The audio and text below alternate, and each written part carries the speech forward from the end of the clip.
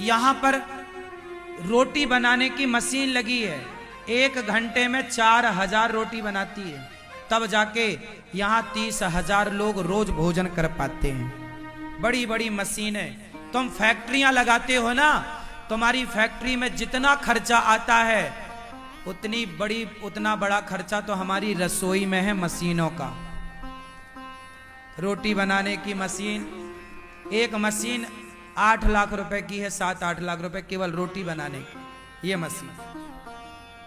और ऐसी और मशीनें हैं, दाल बनाने की अलग है, बड़े बड़े जिसमें 500 1,000 किलो दाल एक साथ बन जाए, ऐसी बड़ी बड़ी तो वो मशीनें हैं। आदमी बनाए तो 100-200 आदमी लगेंगे, तो मशीनों से काम कराना ही पड़ता है।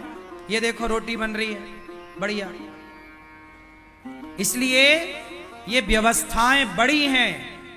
आप समझो, आप केवल ये देखो कि एक व्यक्ति यदि समाज के लिए कुछ कर रहा है तो आप सबको, समाज के सभी लोगों को खड़े होकर कंधे से कंधा मिलाकर साथ देना चाहिए। और मैं आप सब लोगों का ऋणी हूं। आप जितने लोग यहां बैठे हैं और टीवी पे सुन रहे हैं, मैं आप सब लोगों का ऋणी इसलिए हूं क्योंकि आप लोगों ने सहयोग किया तो यहां पर इतनी सेवाएं हुई। आप सहयोग ना करते तो इतनी सेवाएं ना होती। आपका ऋण मैं कैसे चुकाऊंगा, मैं ये सोचता हूं कई बार। अच्छा बताओ आप लोगों का ये ऋण मैं कैसे चुकाऊंगा। आप लोगों ने सेवा की तो यहां अन्न क्षेत्र चला, आपने सहयोग किया तो विद्यार्थी पढ़ रहे हैं, आपने सहयोग किया गौशाला है, आपने सहयोग किया बेसहारा माएँ रहती हैं, आपने सहयोग किया रोज सवेरे सवेरे संतों को भोजन मिलता है। आप सहयोग करते हैं तभी तो होती हैं। तो मैं तो आपका ऋणी हूं। ये कोई मेरे बाप की संपत्ति थोड़ी मैं खिला रहा हूं, आप लोग जो देते हैं उसी से सेवा हो रही है। तो आप लोगों का मैं ऋणी हूं। कैसे चुकेगा भी ये मैं बड़ा कंफ्यूज हूं। कैसे चुकेगा बताओ हैं? कैसे चुकेगा? इसलिए मैं आप लोगों को अच्छी अच्छी बातें बताता हूं, अच्छा मार्गदर्शन आपका करता हूं। भगवान की कुछ टूटी फूटी कथा जो मेरे से आती है सुना देता हूं कि शायद मैं आपको धन धान्य तो दे नहीं सकता, कुछ शब्दों की सेवा कर देता हूं, शायद इसी से कुछ ऋण कम हो जाए। गौरी गोपाल आश्रम में माता यशोदा ने द्वार पर कोई भी आता भूखा नहीं जाता। एक बार संत आए पर माता के पास कुछ नहीं था। तब माता धरा संतों से बोली, महाराज आप बैठो, मैं अभी आई। बगल में गई एक साहूकार, कोई पैसे वाला रहा होगा, भैया कुछ पैसे उधार दे दो, संत आए हैं, रोटी नहीं है। माता धरा मांगने गई उधार, तेरे पैसे में जंगल की लकड़ियां बेचकर चुका दूंगी, तेरे पैसे तो दे दे। उस आदमी ने कहा कुछ गिरवी रखो तो पैसे दूं। मैया बोली गिरवी तो कहां से रखती, कुछ है ही नहीं। तो उसने बोला कि तुम बड़ी सुंदर हो। माता धरा बड़ी सुंदर थी, जगाओ। माता धरा बड़ी सुंदर थी। उस आदमी ने बोला कि तुम बहुत सुंदर हो। उसकी देखना अब नियत कहां जा रही है। धरा से बोला, माता धरा से, आप बहुत सुंदर हैं, मैं पैसा दे सकता हूं, लेकिन बदले में आपको कुछ देना पड़ेगा। मैया बोली क्या देना पड़ेगा? उसने स्तनों की तरफ इशारा किया, बोले तुम्हारे स्तन यदि मुझे मिल जाएं तो मैं पैसा दूं। कुल मिलाकर उस आदमी की नियत बिगड़ गई। अब माता धरा से क्या बोलता है, तुम अपने स्तन मुझे दे दो।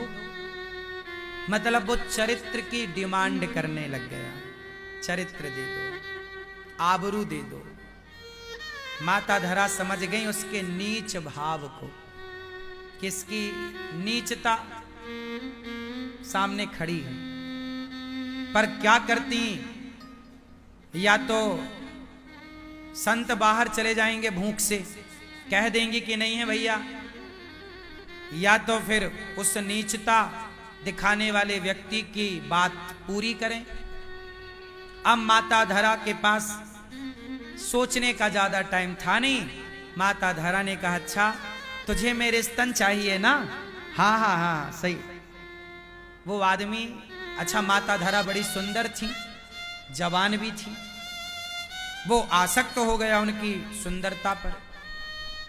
माता धरा ने फिर पूछा तुझे मेरे स्तन ही चाहिए ना? हाँ हाँ ठीक। अब तो वो आदमी बड़ा खुश, पैसे लाया, तराजू में रख दिया, ये रहे तुम्हारे पैसे। माता धरा ने चाकू उठाई, वहां चाकू पड़ी रही होगी, चाकू उठाई और अपने स्तनों को काट दिया, चाकू से रेत दिया, चाकू से काट कर अपने स्तनों को। माता ने कहा तुझे मेरे स्तन चाहिए ना? ये रहे मेरे स्तन।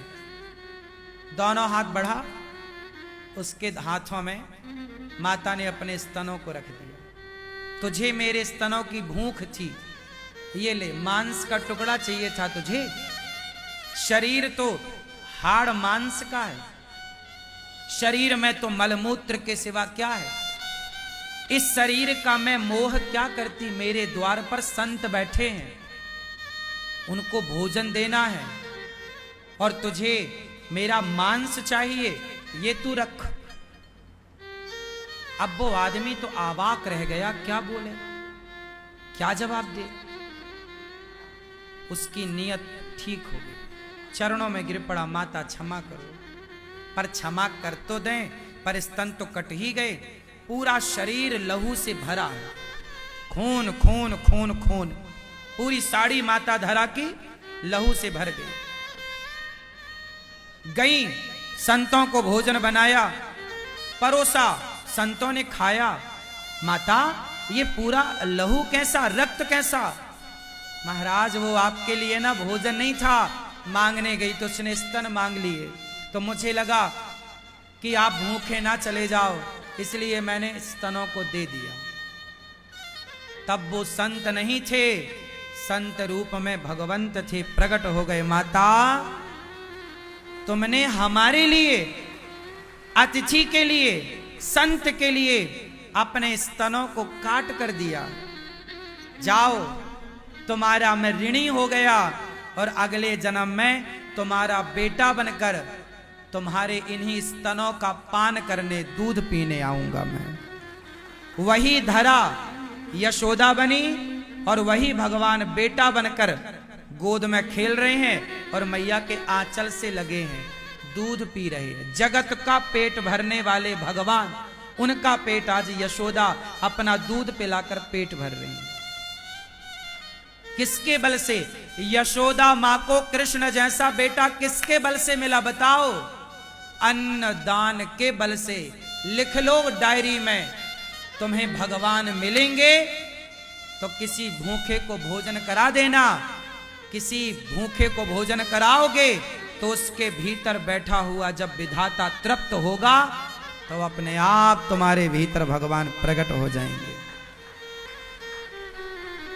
इसलिए कहता हूं, इस संसार में सबसे श्रेष्ठ दान है अन्नदान।